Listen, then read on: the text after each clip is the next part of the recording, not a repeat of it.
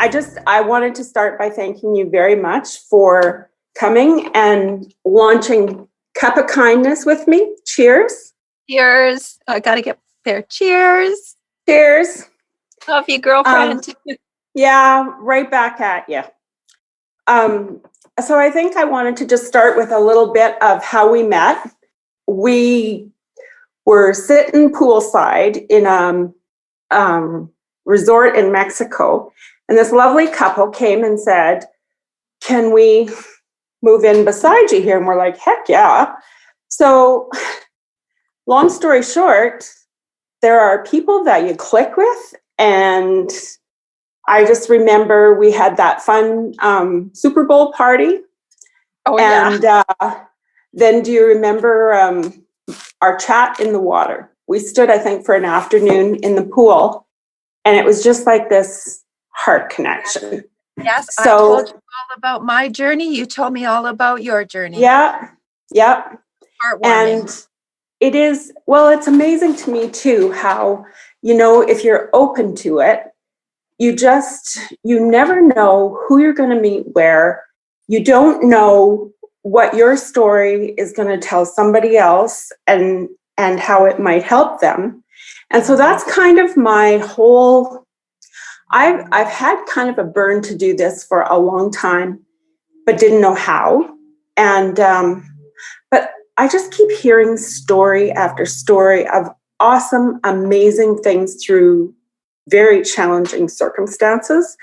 And I just think it's good to share them, because we don't know, might not be the same story, but there might be a little tiny piece of our story that actually helps and encourages somebody else. So that is the purpose of Cup of Kindness. And I'm so thankful that you guys have jumped in to help with this, because it would have been sitting in the back of my mind without your help. So. Well, as soon as you mentioned it to me, Joan, I'm like, go for it.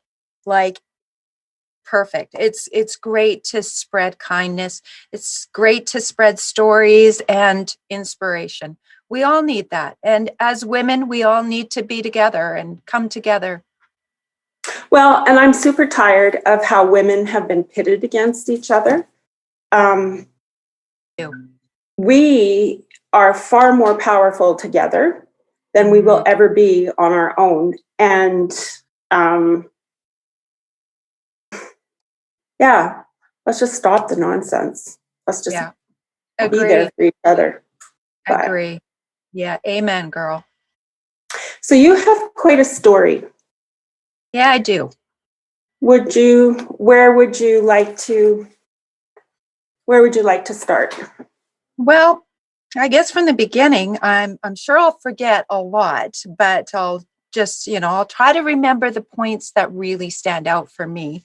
Okay. In March of 2017, I found a lump on my right breast. I was in the bathtub, and I'm like immediately like, wow, what is this? And, I was actually in Vancouver at the time, as Mick and I were just dating then.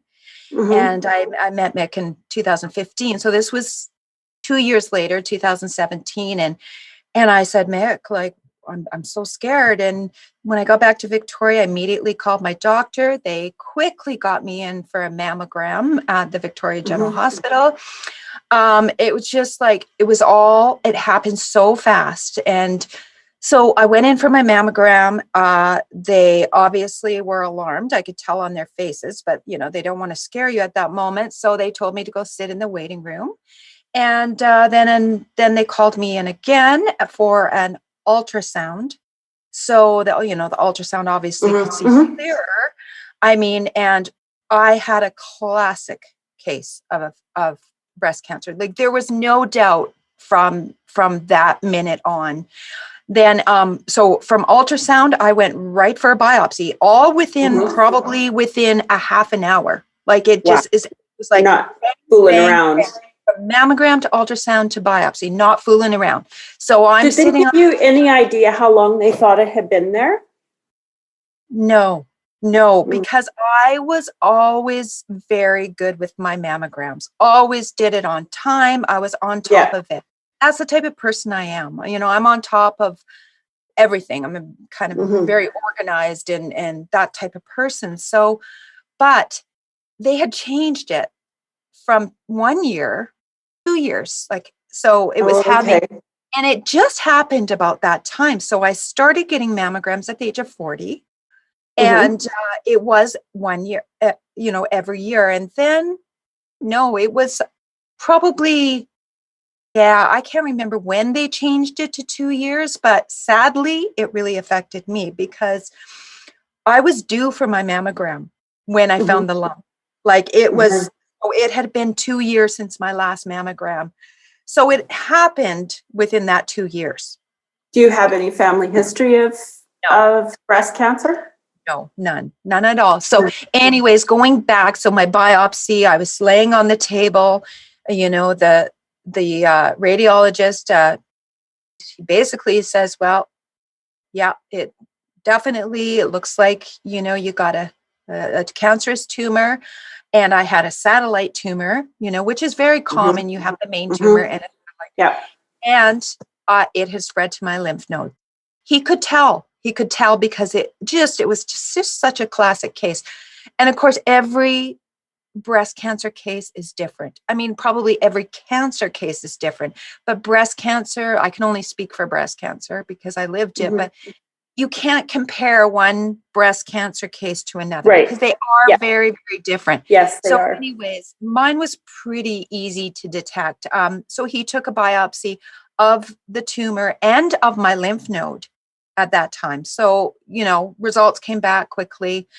Obviously, it was, ductal carcinoma, and had spread to, well, they knew at that time one lymph node because they could tell. And it wasn't an axillary lymph node, which it usually is. It was an intramammary lymph node.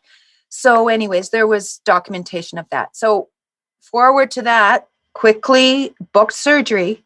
No, I went for an MRI and, but quickly booked the surgery. So, I was so March 4th, I think I found the lump. March 15th was when I was diagnosed. Early April was my first surgery. Happened all within a month. Get in, my first surgery. I had a lumpectomy. They took out 2 tumors and 10 lymph nodes because it had spread. 10 lymph nodes. 10 lymph nodes, axillary lymph nodes. Anyway, so so you go through all the post-op things, you got the drain in and it's just uncomfortable. But anyways, you just kind of leave that cancer's out of you. And then I went to the surgeon for follow-up and they were going over my results and they're like, oh, so they staged you. And they staged me at that time without, they said I was stage 2B, meaning the B is like, because it is spread to my lymph node, 1 to 3 lymph nodes. Okay. So they grade 3 would be if it had spread, I guess, to more than 3 lymph nodes. It goes by the size of your tumor. It goes everything, and obviously, if it is spread to other organs, it's higher grade. So at that time, but the pathology report said that all my lymph nodes were negative. And I'm like, whoa, okay, what's going on here? So because I'd already had a biopsy that was a positive lymph node, well, lo and behold, they took 10 lymph nodes out, but missed the lymph node that was positive. Yep. So I was like, oh my goodness. So here we are. They quickly sent me back to the Victoria General, put a clip in where the positive lymph node was, just so they could tell, so they won't miss it the second time, have another surgery. And they found another tumor too at that time, another breast cancer tumor, as well as they took out 6 more lymph nodes. So here I am. But this is really rapidly moving then. Yeah, three tumors and 16 lymph nodes later. And of course, we know they got it. We feel confident they got it all at that time. But the recovery was really tough because of all those lymph nodes. The 16 lymph nodes really, really affected me. I ended up with lymphedema. Mm. I don't know Yeah. if you're aware of, but it's when your arm gets really swollen. Yeah. Well, I ended up having to go to a specialist where they do lymph massage, and I had to wear a brace on my arm. It's a compression brace. Yeah. So, really, and plus 2 surgeries. So after that, Joan, I was pretty down. I was Yeah. then all the whole reality sets in, that it's depression, you're Yeah. just like, oh, you feel pretty defeated and worn out and tired and all the other things. So yeah, that was the whole So at that time, had they started, were you on any follow-up drugs? At that time, no. No. The post-operative, I was considered still recovering, right, from the whole post-operative thing. So at that time, no. But then from then my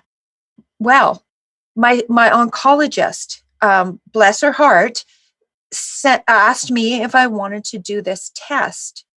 And what they do is they send your tumor down to a place in California, and they, obviously analyze the tumor, and they come out with a score, which is called the Oncotype DX score. And what this score, which is pretty cool, it's a real cool thing. So what this score tells you is whether chemotherapy would benefit your type of cancer. Wow, that's good. Because before, whether it was 5-10 years ago, automatically they would have done chemotherapy. It was just, okay, you do radiation, you do chemotherapy, you go on the medication. It was just like the standard thing. So anyways, it was in my favor. It actually scored that, or it showed me that chemotherapy would only benefit me about 2 or 3%. So I'm like, well, that's a no-brainer. I don't want to go through that. Right. So I ended up foregoing that, which a lot of people are like, are you sure?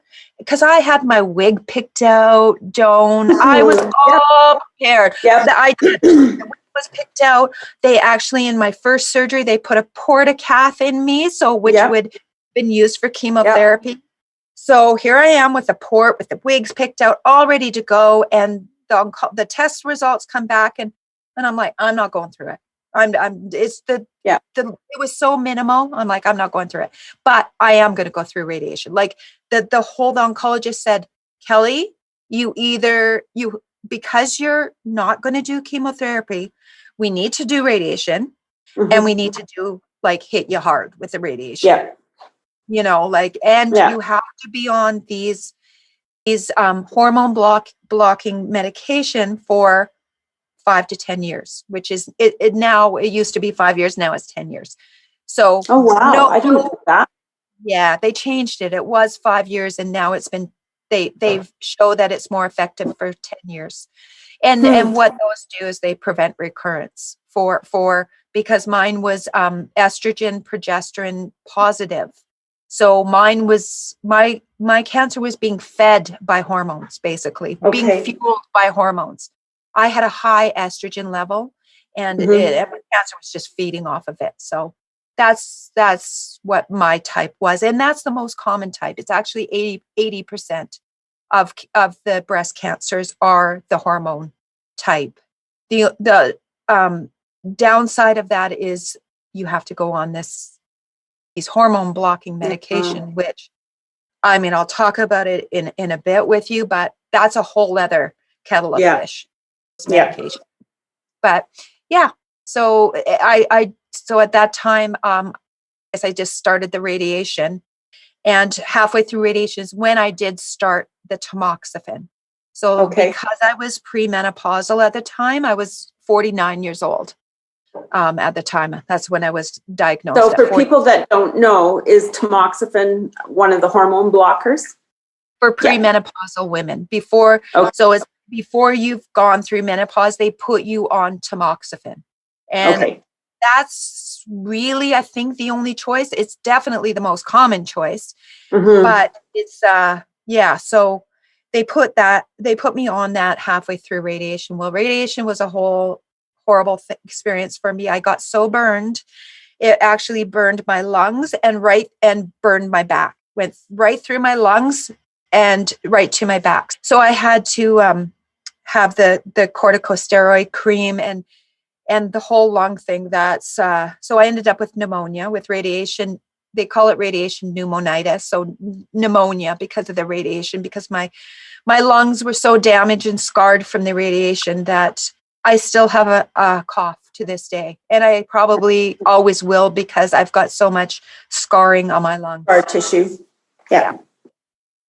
So anyways, at that time I was, relieved when I finished the radiation, but then the tamoxifen, that the whole world of those medications just began.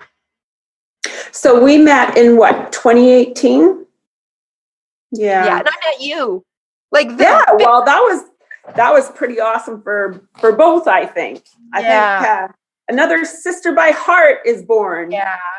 But, yeah. So Kelly, like, you're on the tamoxifen, and because when we talked then, you were hoping to go back to work.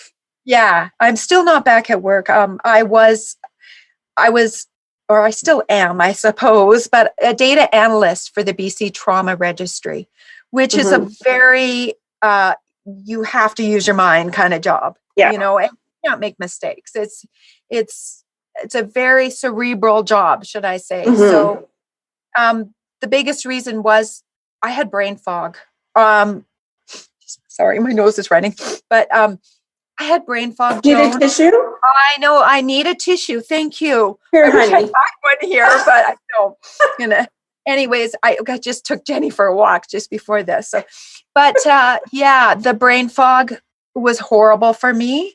I was always so, just very shocked with the whole brain thing. And I went from that to forgetting just about everything. I had to make lists. I would walk in a room. I'm like, I don't even know what I'm doing. At points, Joan, it was so bad. I was driving and I couldn't even remember the rules of the road. And this is Kelly. I was 17 years old. And that's where it really, it hits you like, holy crap. Like you feel like you have Alzheimer's and, you're 49 and it was really bad. The tamoxifen, it did a lot. The low moods and the insomnia and the brain fog. Which one thing fuels another, right? Yeah, bone and joint pain, but the brain fog and the low moods and not sleeping, that was the worst of it for me. And but I persevered. Because, and I would go back to my oncologist and she would know I was struggling. And lots of women do struggle on these. But there are lucky ones. There are women that don't struggle, and they're very fortunate. But I'm on a support group on Facebook, and it's really helped me because once again, you're not alone. Right. And that's just the thing. Like I think that, we all have this kind of view that our lives are going to be a certain way. But there isn't a life out there, I don't think, that hasn't experienced left field. Oh, no. And it hits like a bomb. Yeah. And then I feel like you're left kind of on your hands and knees trying to pick up the pieces of who you were. Yeah.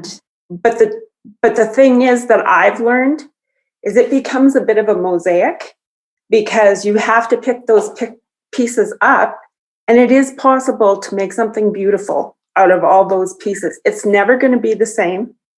And it might always be hard. But what I've learned from all the things I've gone through is somehow, I don't know, in that mosaic, there's a little more strength than there was before. Absolutely. And hard things come and they still kick you. But I don't think they take you down the way they did the first time.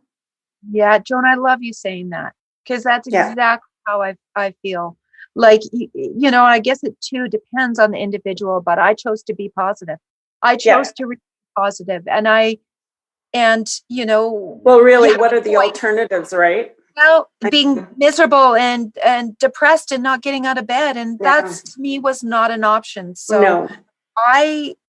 I made a pact to myself that I would rise above this. And, Yeah. I consider myself a survivor, but the things, Joan, I have done in, I guess it's been what is it, 2021 now? So It's 2021. has it been 4 years We kissed already? 2020 goodbye. We Holy kissed it crap. goodbye.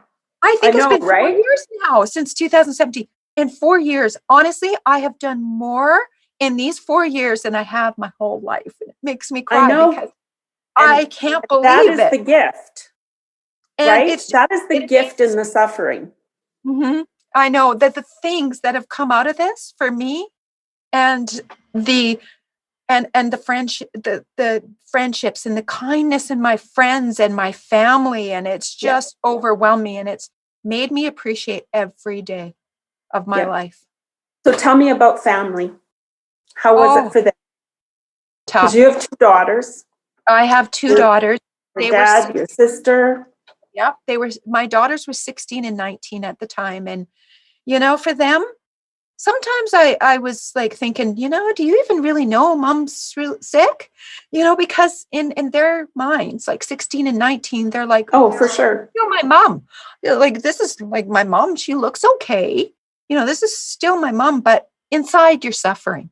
And that's the Yeah. thing. Like, you look okay on the And you're outside, but trying to be okay for your kids. and you are, and you're trying to be strong. Yeah. And I always tried to remain strong. And I didn't want to be that complainer that was always poor Mm-hmm. me. So I think my kids just looked at it that, like, they were great, but they were also, it was like, she's still mom. She's still my mom. Yeah. Who it hit the hardest was Mick. Yeah. No, it really hit him hard. His mom had died actually of breast cancer at the age of 49. Same age I was diagnosed. And he was like, and I mean, we were planning, to get married and all the stuff at the time. And he was scared he was losing me. Aww. He just, I don't know. It hit him so hard. It was very scary for him, but he turned that around and he was my rock. I'm not sure what I would have done without him, really. He was my strength, and my sister as well. My sister, Kathy, she was such a blessing, there for me always. So my family, oh, such a blessing. And my friends, especially my best friend, Julie. But all my friends rallied around. They had a big, huge party for me, and just the gifts, the kindness, the words of compassion and kindness. And Mick's musician friends had actually a little concert for me, and it was called Share the Love for Kelly. And they raised money, and I used that money, Joan, for that Oncotype DX score, which I had to pay for out of my own pocket. Because for what? That Oncotype score that I had done. Remember when I talked to? Yeah. So I actually that paid for that and my naturopath visits, because none of that is covered. And of course, the first 3 months I was going nuts with supplements and, because that fear of I've got to get myself as healthy as I could. And that's what you do. You do that because everything's thrown at you. So luckily that helped me so much. And I just want to, I know I'm rambling on here, but I just want to talk about a few things that I did that helped me. And the biggest thing, obviously, is Kelly Rocks. I thought, I needed something to do because I was used to 29 years of going to work Monday to Friday, and all of a sudden I didn't have that. And I'm like, my brain fog was bad and, I was depressed and I'm like, what can I do? Like, what can I do? What can I do to help other people? What can I do to give back? That was my mission at that point. That's why I love you so much. And you're like that too. And I knew that from the very moment I met you, Joan. So that's how we clicked. But I started this Kelly Rocks. Well, it was Mick's idea because he's a musician and I always say Mick rocks, right? So he said Kelly Rocks. So I started doing these rock art pictures. And one of my favorite things to do is go to the beach. I know, and we hear that too. I know. Come on, honey, we're going to go to your favorite beaches and pick rocks. I know. I can't wait. It takes a special kind of something to find beauty in all those rocks. But it's going to be so fun. So I started doing pictures like this. I've got a couple examples, and I put little inspirational sayings on them. This says, never stop looking up. And on the back, I would put breast cancer ribbon and a little bit of my story. And I just give you a couple examples of them. So this one says, I think it says, make your dreams come true. You know, then this is my favorite. And I just have to show you this, Joan.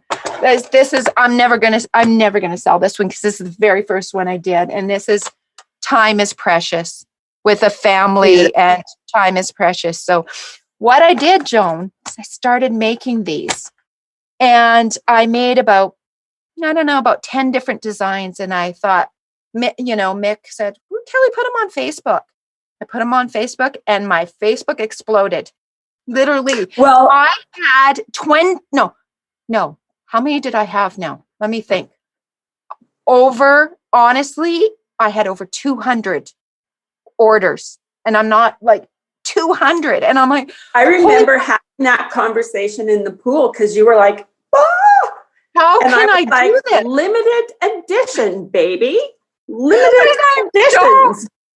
I'm freaking out. Like I did this for therapy. And all of a sudden, all my friends want them. And I'm like, oh gosh, what have I done? So of course, you know me, I just said no more, cut it off at 200. Well, I started making 200 rock art pictures and sorry, Joan. It's okay. You have a sleeve. Okay.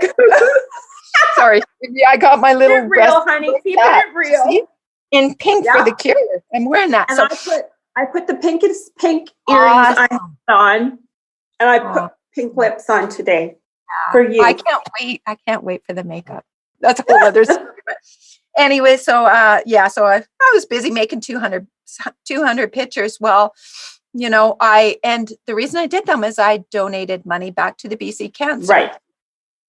So that made me feel good. And so when COVID hit, so then I needed a break. I was like, whoa, this is like not therapy anymore. Overwhelming. It's overwhelming. Work. So then I took a break. Well, COVID hit in March and I thought, okay, Kelly, time to do this again. So, but not so crazy this time.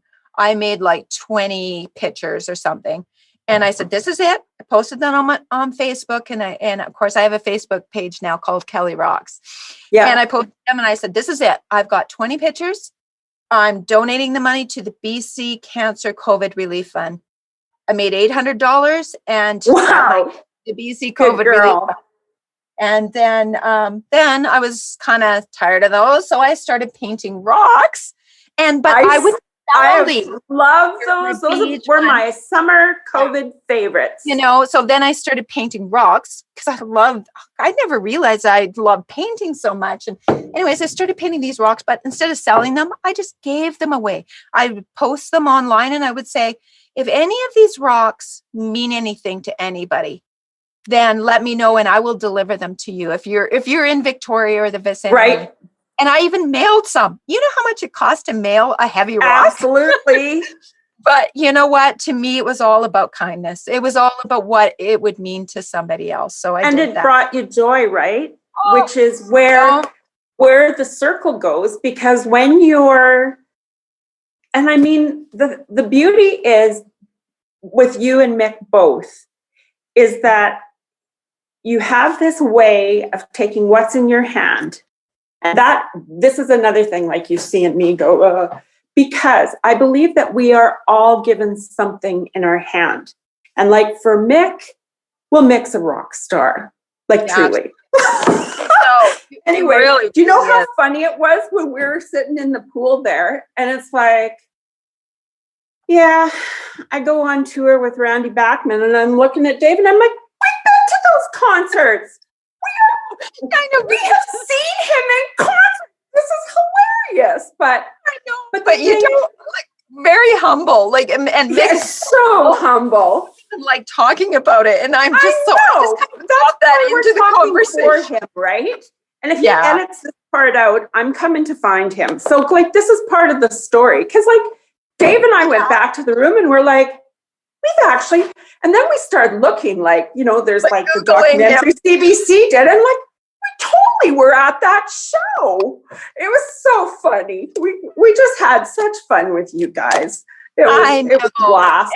And then you went to a concert with me, didn't you? In Saskatoon? Well, yeah, we went for lunch at my favorite place, Henry's. I know. And like in Regina, which led to a concert in Saskatoon, and I feel like a midnight run through a closed mall that like, yeah, that was fun. Trying to find a parkade somewhere. Like, I know. What a nut night that was, hey? That was so fun. So much fun. Anyways, let's rein ourselves in a little. But I mean, that's just the thing, Kelly, is like every single one of us, and this is what I have learned, like, you know, you just have to show up for something. That's really all it takes.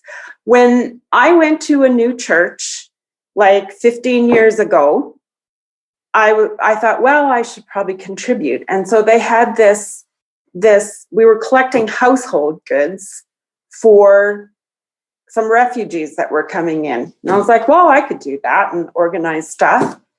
Had no freaking idea that the night a family landed, we didn't really know who was coming, that it would be a mother and father and 8 children from a 1-year-old to a 17-year-old who had come right out of a completely different environment, like all of our electronics and thing. And it was like, bam, that instant love in the airport. And it's like the rest of the group kind of faded back and they were ours. And man, we have walked roads, but it has been the joy and the pleasure and the trip of a lifetime. And, you know, had we never, all it took was like starting with sorting a few household goods and bam, you are there. And we have walked some pretty significant, serious roads like transplants, cancer, like, you know, but that's just the thing. Like you don't have to have something, like you can't just sit there and think, well, I have nothing to offer, because every single person that walks the face of this earth has something to offer. Now I'm climbing off my soapbox and you can go on with your story. Because I want to get to like. Oh, I'd love to hear your story. I get so wrecked about that because I mean, how many years did we sit and think we have nothing to contribute? Like, well, so and so over there could do that, but I could never do that. Well, you know what? You were never meant to do that. That's not yours. But you got something in your hand that is yours that makes a huge difference in the world. Well, you get into the routine of life. You get working and you work, you know, 9 to 5, Monday to Friday. It's just a routine, you know, taking care of children. Your life becomes that way. And all of a sudden it's like, really, I mean, it's not like you're not like, you're not totally fulfilled. There's something inside of you, like, but this is where that breast cancer has been a blessing for me. Honestly, like, because otherwise I'd still be working now. And, you know, I had worked at the hospital for almost 30 years. That's all I ever did is 30 years. And luckily, you know, it's been great for me. You know, I can retire in a couple of years and that's all great. But really, was I 100% happy? No, I wasn't 100% happy going to work and sitting at a desk, you know, 5 days a week and, you know, just reading medical charts. And I knew there was something else out there. Well, there's a big world out there. And everybody, you're right. When you said that, Joan, everybody's got that in them. it's Well, just, and sometimes I like to think of it as it takes the black ice moment. Like, yeah, I'm from Saskatchewan, and I don't yeah, know if you have that on the island, but like you can be driving along on a perfectly dry looking piece of pavement and snap, you hit black ice and your car can flip and roll and you are thrown in the ditch without any warning. And so, it's like, honestly, I feel, okay, it's confession time. well, we I feel don't, we, like a good, we don't I have feel like black a ice. good portion. Well, I feel like a good portion of my life has been climbing out of the ditch. So maybe I just need to. I've been in the ditch half my life. Truth comes out. And sometimes I see the ice coming and I just choose to gun it. Like, You have to move to Victoria. yeah, I think so. Yeah, but you have to feel bring like your whole there's family. ocean. I know, and it's quite the transplant, but I think they'd be willing. But anyway, let's go back to, you went from Kelly Rocks, Yeah. and then let's move to the next chapter of what the Mick and Kelly show did for the BC Cancer Agency. Oh, okay. Are you Oh, talking about Rock for a Reason? Rock for a Reason.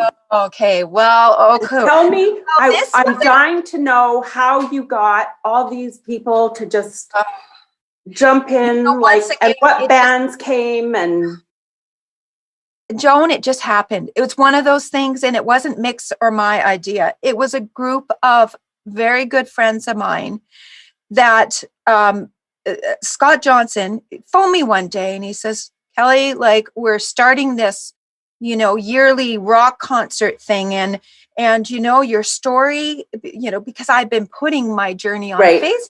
And so a lot of my friends could see it. And they're like, your story's been so inspirational. And would you ever consider being a co-chair for this concert? And at that time, there was no name or anything. And I'm like, ooh, I don't know if I can do that. Like, I'm still recovering from all of this, and I'm not good at public speaking, and I was scared. And then I got off the phone, and Scott said, you don't have to answer me now. And so I got off the phone and really thought about it. And I'm like, you like in this like co-chair of a rock concert?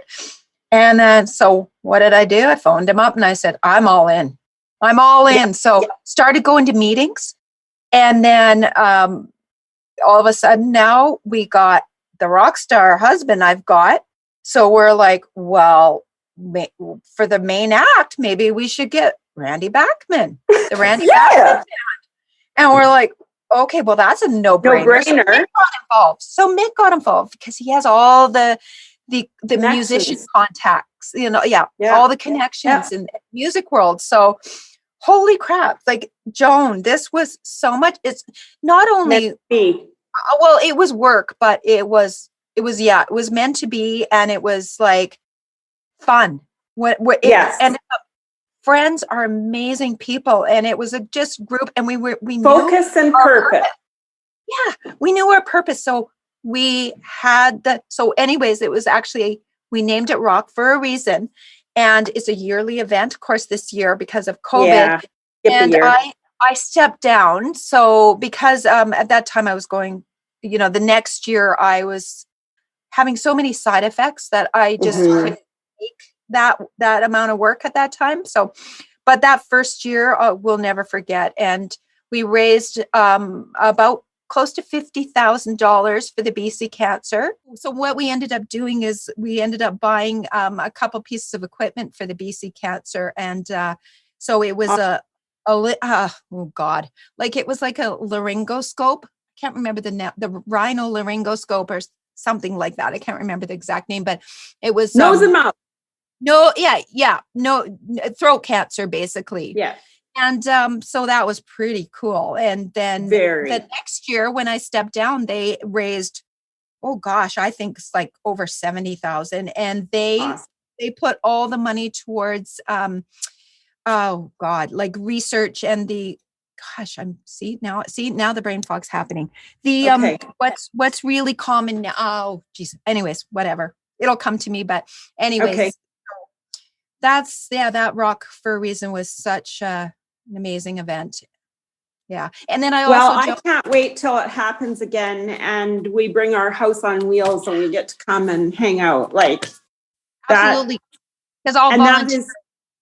it is, that's the thing I think that inspires me the most is like, not just taking what's in your hand, but bringing it to the table, right? Like I have this and somebody else comes and says, well, I have this and I have this. And before you know it, boom. And I think that we don't understand how expensive cancer is. We are so fortunate to live where we have healthcare because when I think it was my sweet friend, my sister, another sister by heart, breast cancer.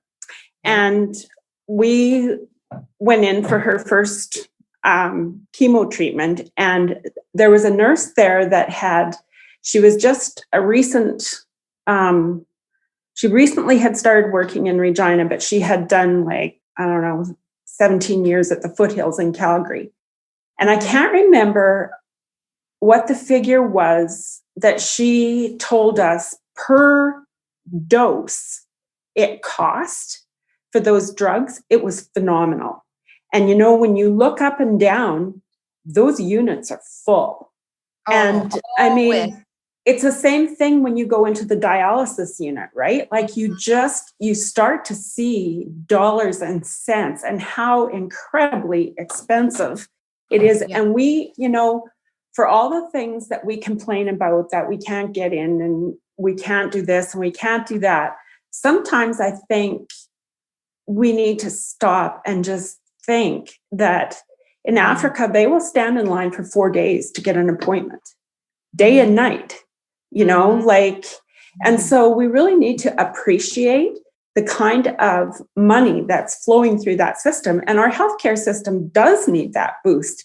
It's awesome when you can get new equipment and, you know, and everybody went out and had fun, right? Yeah, we're so lucky to live in Canada too. Yeah. Like, even like in the you go out for a fun night and you come out with a scope that two of them, I think, that's gonna save somebody's life, you know, like absolutely. And we're so fortunate to live in Canada with our healthcare, because even on this support group, there's a lot of women from even the United States that have to pay for these drugs and all and so now I'm on anastrozole because I'm postmenopausal, and I also go for Zoladex injections, and what that does is it shuts down the production of estrogen in your ovaries, right? It's in lieu of a surgery. Well, I've heard that each Zoladex injection is thousands. And I mean, you don't even think about it because we don't pay for it, but it's such a blessing. And worse yet, Kelly, sometimes we start to feel entitled to it. Right? We do. We forget. There's just like the sense of entitlement. Yes. Yes. We do forget. I mean, you know, obviously all healthcare systems have their flaws, but you know, no, we still need to be fortunate and grateful. I just want to go back. It was immunotherapy. Sure. I knew that word would come back to me. The second year, their money went towards immunotherapy trials, because immunotherapy is becoming very, very popular in lieu of like chemotherapy, and especially for lymphomas and things like that. So that was, it's amazing. Just amazing. It just, I could go on and on. And honestly, another reason why that touched me so much too is another sister by heart that I had. I mean, she had been battling for years and years and had a very, very strong family history. And she was one of the first people through the gate in Victoria to try that immunotherapy. And unfortunately, it was too late for her. But I'm a huge fan of that, because I think our bodies are smart. Oh, and I think once we tap into a bit more of that, and the science is amazing. yeah. Yeah. So Well, is there anything else you want to add? I was just going to say about immunotherapy. Yeah, that is, it's such a cool thing. And, because our immune system is what they use to attack the cancer. And really, Yeah. it's our own, it's in our own body. So Mm. when I said that each cancer tumor is different because we all have different genetic makeups, so it's a pretty cool thing.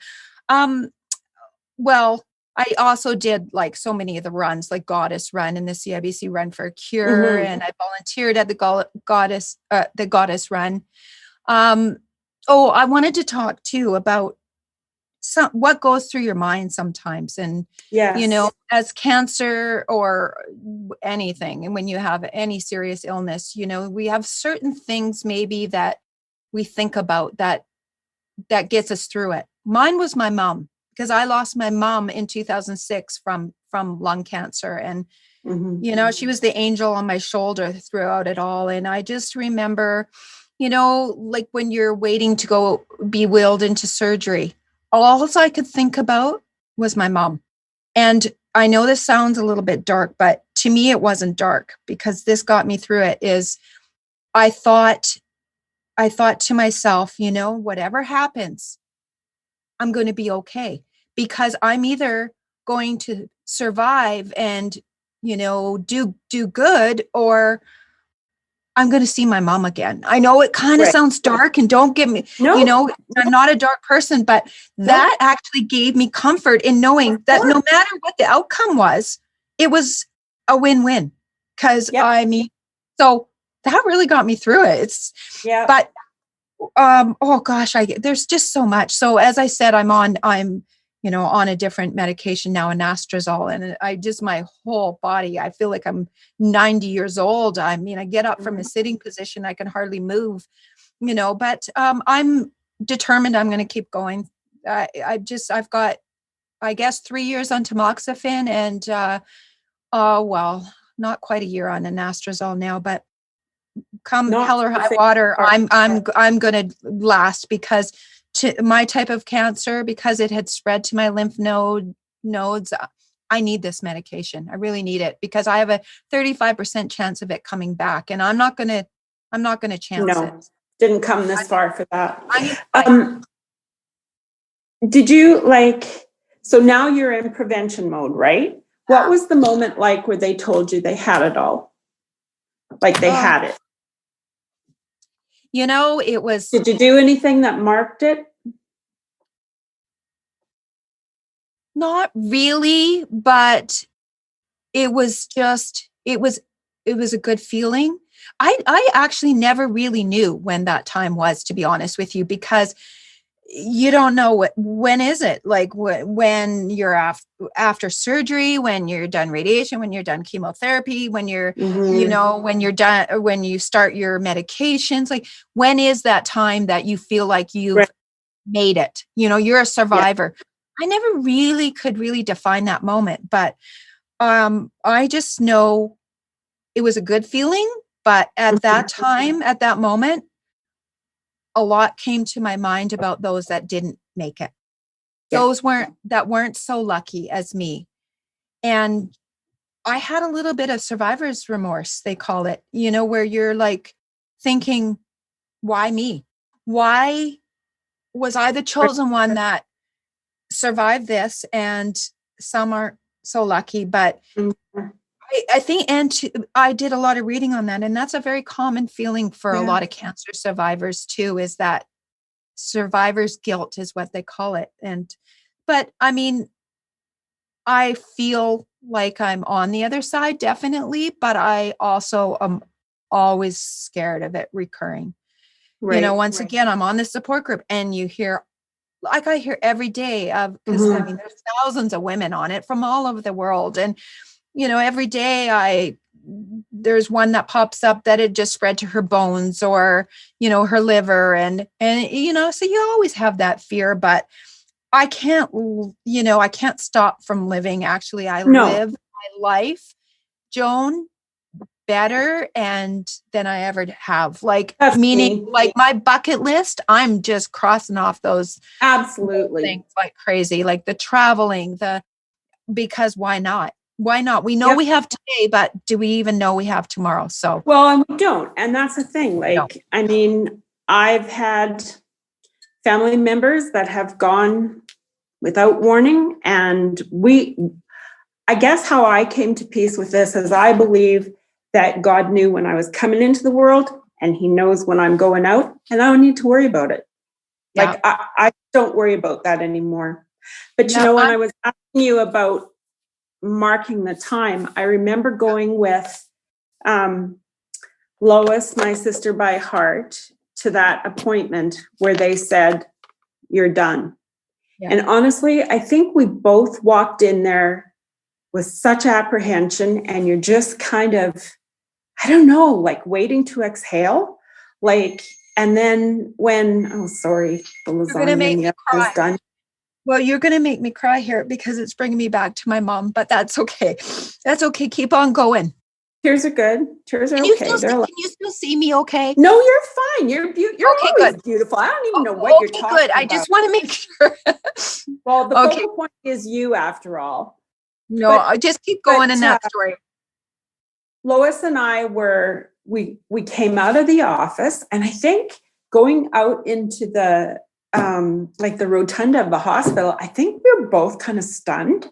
Like, you go in there and that's your hope, but you're waiting to exhale. And so I just remember that the sliding glass doors opened going out, and I stopped between the two glass doors, and I looked at her and I said, we got to do something. We can't forget this moment. And she's like what? And I'm like, I don't know.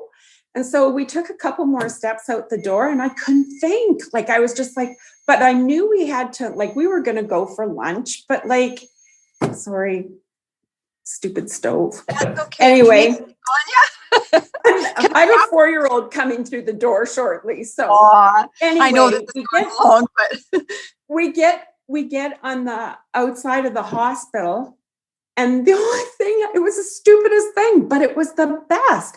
I grabbed my phone and I'm flipping through, because I'm 5 and I will always be 5.